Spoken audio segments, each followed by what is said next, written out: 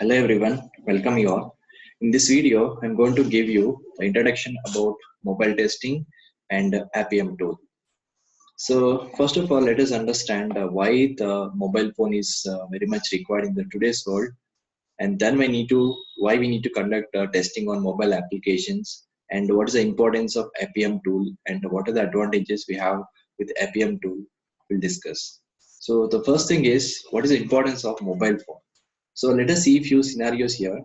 I want to pay my electricity bill and I need to communicate with my manager and submit my reports immediately. And I want to buy new clothes for my kid, but I don't have the time to go for a store. And it's already running late. Let's say 10 p.m. I have to running late for my flight. Where is my cab? I want to search for a cab. And I have been in the city for the first time. Which hotel should I book? Right. So these are all the different situations. So normally everyone will face it. In that case, now the answer is, what do you need to perform these activities in fraction of seconds? How we can perform these activities? So the answer would be, we should have a smartphone with internet connectivity along with the mobile app. So if you have these three things by hand, we can easily achieve this task immediately, right? So that's how the importance of mobile phone. So the mobile phone with the internet connection and mobile app, so we can achieve these tasks immediately. So that's the main importance of mobile phone. So every day-to-day world, we are using this mobile phone a lot. But suppose when you do some app, or when you do some transaction, or when you do some action by using a mobile app, this app is having some issues or some bugs. What you will do is immediately you will just uninstall that particular app, right? So that's what we have to test the mobile apps. So mobile app testing is very much required. Not only mobile app, there are a number of things we have to test in mobile application or mobile phone. So let us see what are all things we have in mobile testing, and where we have to focus on, what are all things we have to test. Now let us discuss. So normally, if you take any mobile phones, there are four kinds of operating systems will be there. These are all purely mobile operating systems, just like we have a Windows, Linux. Similarly, especially for the mobile phones, we have four kinds of operating systems, and one is Android, iOS, BlackBerry, and Windows. So these are the four kinds of operating systems we have. Android is basically developed by Google Inc., and which is very high popularity operating system in the current market. And there is a secondary iOS, and which is also developed by Apple Inc., which is also very popular operating system in the nowadays market. And then BlackBerry and Windows. So these are the four kinds of operating systems we have. But based on current market, Android and iOS has become very popular operating systems, and wherever we can see, most of them are Android phones or iOS phones. And Android is developed by Google, and iOS developed by Apple Inc. Next one. So in mobile, so most of the times we see three different type of applications, okay, or three different apps. So let us see what are those kind of apps. So the first one is mobile web app, native apps, hybrid apps. We can simply say mobile apps, native app, hybrid app. So what is mobile app or mobile web apps? So basically, mobile web apps are real applications, and they are actually websites. So that open in your smartphone with the help of a web browser. So mobile websites have the broader audience of all the primary types of applications. So normally, when you open your mobile phone and browser, let's say Chrome or some other browser, directly you can ping the URL of your applications, right? So those applications comes under the mobile web apps. All right. So the applications which we can open through mobile browser, they comes under the mobile app web apps. So for example, this is my mobile. So in this, I can just open my browser. So this is the Chrome browser, and you can just type your URL. So for example, yeah, let's say amazon.com. Amazon.com. So this is called as a mobile app. Okay, this is called as a mobile web app. So by using the web browser, we are opening the application. So this is called as a mobile web app. And there is another kind of mobile app. We have a native app. So basically this native app is developed specifically for one platform, and it can be installed through an application store like a Google Play Store or Apple's App Store. So for example, WhatsApp, Facebook. So these are all applications we can install through Play Store, right? So these are all few examples. So let's see here. So this is my web app, and if you go here again, so you can see few WhatsApp, right? So the WhatsApp and YouTube and Gmail app. So these are all few apps. By these apps we can install by using Play Store, or if it is Android, and if it is Apple phone, we can get them through Apple App Store, right? So these are called as a native apps. So a native app is developed specifically for the one platform. It can be installed through an application store or App Store. So example is WhatsApp, Facebook. So these are all examples. So this app can use all the system applications, and system applications in the sense in your system hardware is also will be used by these applications and to store the data. Or for example, camera. So camera is also an example. Camera is a basically one of the component in mobile, and that resource also used by some application. Okay, so this is all native apps. So the native apps by default will be available in your mobile phone. Those apps we can get it from Play Stores. The next one is hybrid apps. So hybrid apps are a way to expose content from existing websites in app format. They can be well described as a mixture of web app and native app. And there are sometimes we can also see native apps. It's a combination of native as well as mobile apps. It is a combination of native as well as mobile apps.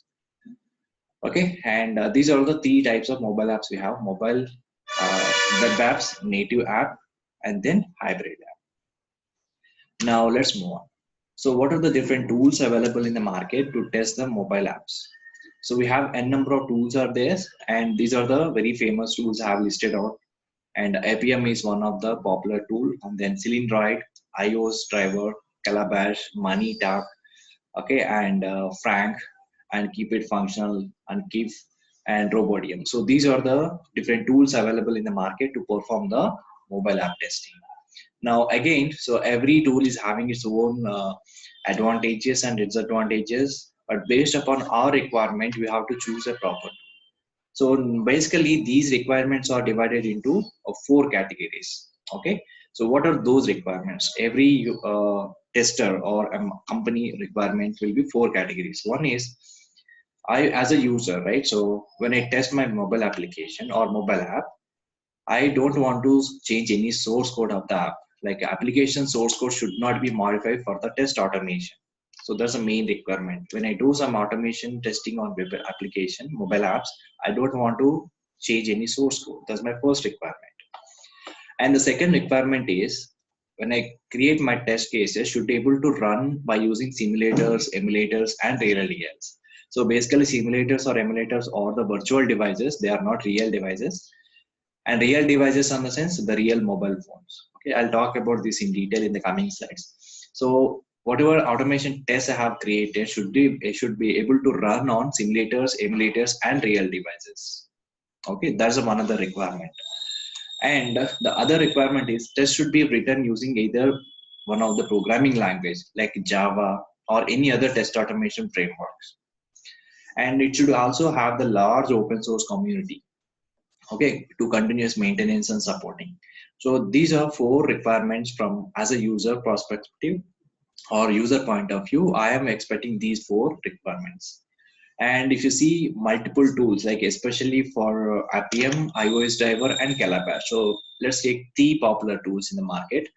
And among these 3 types of tools, Appium will support all 4 type of requirements. And iOS driver still not support the second requirement. We cannot run our test cases in all kinds of environment like simulators, and real devices. Somehow we can run it, but 100% will not fulfill this activity. And then Calabash is also there. Calabash, cannot satisfy the first requirement, third and fourth requirement. So Appium is the only tool currently available in the market which will satisfy all these 4 requirements. Okay, the first thing is application source code I should not change. So because if I use Appium, so I no need to change any source code of the app. And test can be run in multiple platforms along with simulators and related devices. And You can also use any programming languages like Java or C Sharp, any Python, and to automate your test cases. And we also have the larger open source community to get help from them. Okay, that's all about open source tool requirement. Next, come to the Appium. So why especially we go for Appium? So just now we have seen 4 requirements, and 4 requirements are satisfied by the Appium itself. So the other reasons are the Appium is a cross-platform.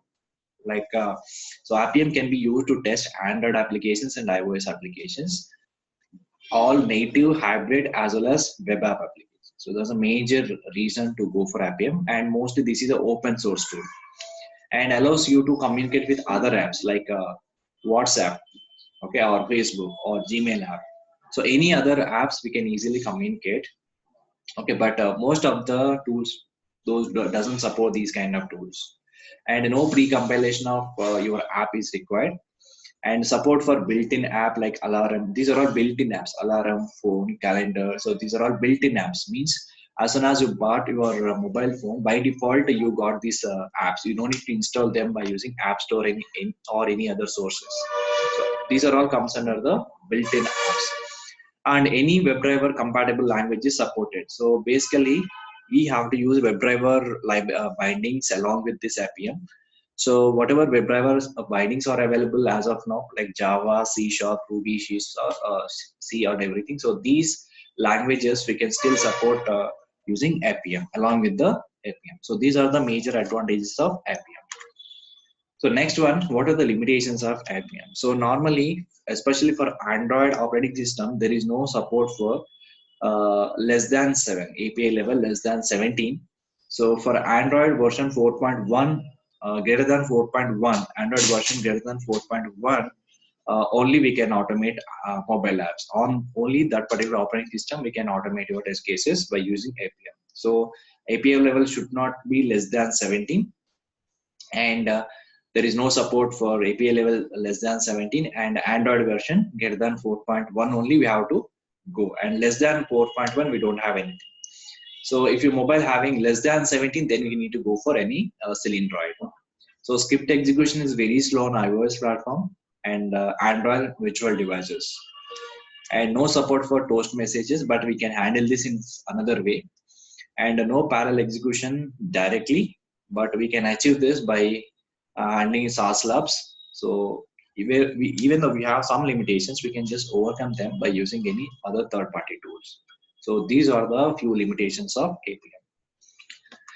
Next one. So what is Appium actually? So Appium is a mobile, web native, and hybrid software application test automation tool, and which is developed and supported by SaaS Lab itself. And mostly it is open source software automation tool, which is useful to automate Android and iOS platform applications. Okay. Now we'll see in detail how the Appium works, Appium architecture. Okay. Let me just show you a small picture here. So in this, we can clearly understand how the Appium works internally. Though the main thing here, the first thing is a client. So what is a client here? So before discussing this client, let us discuss about the Appium server. So Appium is basically a server. Okay, Appium is basically a server which is written by using Node.js. Appium is basically a server which is written using Node.js. Okay, this is a part of Appium. Now, so the client is another component. So means here we have to write our Appium code. So by using like Eclipse editor or IDE or IntelliJ IDE. So by using any one of these IDEs, we have to write our code, Appium code, right? So here we have to write your code. This is like a client. So when I run your code or when I run your script, what happens is, and in between server and the client, there will be some communication should happen, right? So in the client code, we are going to use WebDriver bindings. It can be Java, C Sharp, or whatever. So those particular bindings, right? So we'll use JSON protocol, JSON wire protocol, HTTP JSON wire protocol to communicate with the server. Okay, so through this JSON wire protocol, it will send the request to the server. Client will send the request to the Appium server. Now, Appium server will understand that request immediately. It will create a session for this client. Okay, and it will create one session ID. So this is a basic thing we need to understand how the client and server will communicate. So client will communicate with the server through JSON wire protocol. The same protocol also will be used by the WebDriver. And it will request the session from the server, and server will give the session ID to the client. And then the connection is established between client and server. So once the connection is established with this, and whatever actions we are performing through client, the same actions will be done by the server on particular devices. Like we have iPhone, and we have Android phone, we have some virtual devices. So whatever actions we do through client, server will understand those requests, and same thing will be sent to same actions will be done on this particular mobile phones. Like if it is iPhone, internally it will use UI automation is a component to perform the actions on iPhone. Or if it is Android phone, internally it will use UI automator to perform those actions to communicate with the Android phones. And similarly for virtual devices. Okay, so these are three different levels of layers in architecture. One is a client, and there is another server. So this is basically Appium server, and this Appium is available as a server which is implemented by using Node.js software. Okay, Appium is completely written in Node.js. And internally, again, it uses two important components called UI automation and UI automator to communicate with the respective devices. So this is how Appium server works. So in this tutorial, we have discussed about what is importance of mobile, what are the different operating systems that we have in mobile, and what is Appium, what are the advantages and disadvantages, and then Appium architecture. In the next video, I'll show you how we can configure this Appium, what are the tools we required and prerequisites, and then we'll continue. So thanks for watching this.